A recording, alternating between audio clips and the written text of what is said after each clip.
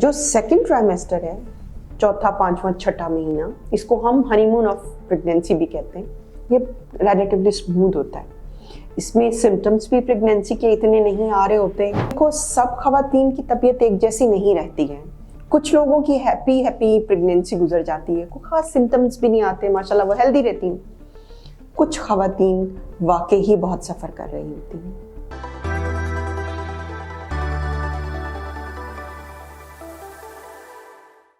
बिस्मिल्लाहिर्रहमानिर्रहीम, अस्सलाम वालेकुम। मेरा नाम डॉक्टर तंजीला रहमान है। मैं कंसल्टेंट गायनेकोलॉजिस्ट एंड ऑब्स्टेट्रिशियन हूँ।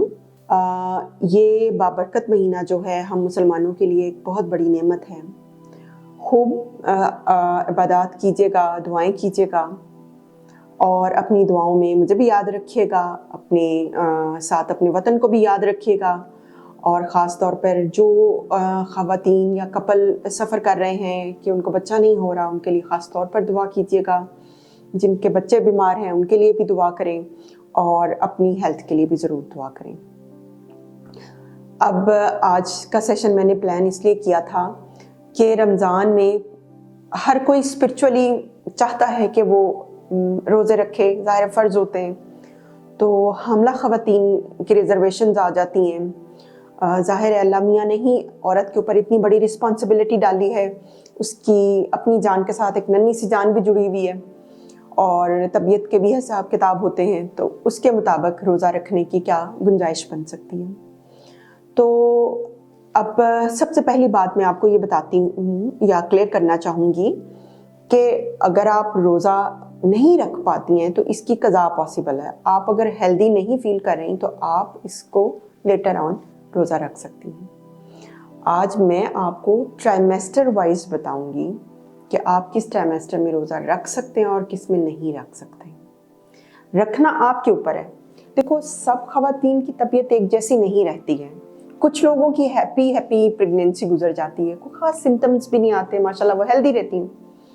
कुछ खवातीन वाकई ही बहुत सफ़र कर रही होती हैं। पहले 3 महीनों को लेते हैं, उसके बारे में बताती हूँ। देखो, जो पहले 3 महीने होते हैं उसमें यह है कि आपकी तबीयत बहुत गिरी रहती है और वॉमिटिंग के इश्यूज बहुत अराइज हो जाते हैं। डिजीनेस है, चक्कर आना और ब्लड शुगर का कम हो जाना, नमकियात की कमी आ जाना, ये कॉमन सिनेरियोज हैं। अच्छे खासे ठीक ठाक बैठे बैठे अचानक से वॉमिट आ जाता है, ठीक है, या फिर मॉर्निंग सिकनेस हो जाती है। आप सहरी के टाइम पे रोज़ा रख के सोए हैं, सुबह उठे हैं, आपको मॉर्निंग सिकनेस हो गई है, रोज़ा तो टूट जाता है, ठीक है। तो ऐसी खवातीन को मैं यूजुअली रिकमेंड नहीं करती जो कि सफ़र कर रही हूँ हाइपरेमेसिस से या फिर बहुत ज़्यादा वॉमिटिंग है, जिनको 3 से 4 दफ़ा दिन में वॉमिट आ जाता है, ठीक है। उनके अंदर नमकियात की कमी हुई होती है, उन्हें फ्रीक्वेंट छोटे छोटे मील्स की ज़रूरत पड़ती है। सो वो खवातीन कोशिश करें कि वो रोज़े को कज़ा कर लें। एक आध रोज़ा रख के देख लें अगर रखा जाता है। और अगर आप हिम्मत कर ही बैठे हैं, जो खवातीन बेहतर हालत में हैं, जिनकी तबीयत ठीक रहती है, जिनको वॉमिटिंग का इशू नहीं है, जिनको तबीयत भी इतनी आवाज़ार नहीं रहती है, तो वो खवातीन भी जो हैं वो 1-2 रोज़े रख के 1-2 रोज़े छोड़कर फिर दोबारा रख लें, ठीक है। क्योंकि मदर की न्यूट्रिशन बड़ी इंपॉर्टेंट होती है और इस दौरान में वेट लॉस भी होना शुरू हो जाता है फर्स्ट ट्राइमेस्टर में पेशेंट्स का। तो आप फ्रीक्वेंट रोज़े रख लें, बीच में थोड़ा गैप देके रख लें। जो सेकंड ट्राइमेस्टर है, चौथा, पांचवा, छठा महीना, इसको हम हनीमून ऑफ प्रेगनेंसी भी कहते हैं। ये रिलेटिवली स्मूथ होता है। इसमें सिम्टम्स भी प्रेगनेंसी के इतने नहीं आ रहे होते, बच्चे की भी इतनी कोई ख़ास रिक्वायरमेंट नहीं होती है। तो इस ट्राइमेस्टर में भी आप रोज़े का फ़र्ज़ निभा सकते हैं, ठीक है।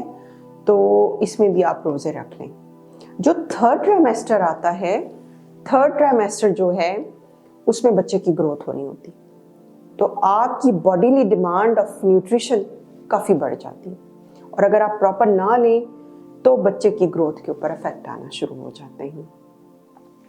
सो इस ट्राइमेस्टर में मैं तो रिकमेंड करूँगी कि आप रोज़े कज़ा कर लें और लेटर ऑन उनको रख लें, क्योंकि आपके बच्चे की ग्रोथ पीरियड चल रहा है, आपकी कैलोरिक रिक्वायरमेंट ऑलरेडी इंक्रीज़ की हुई है اور آپ کے لیے فاسٹ کرنا مشکل ہو سکتا ہے۔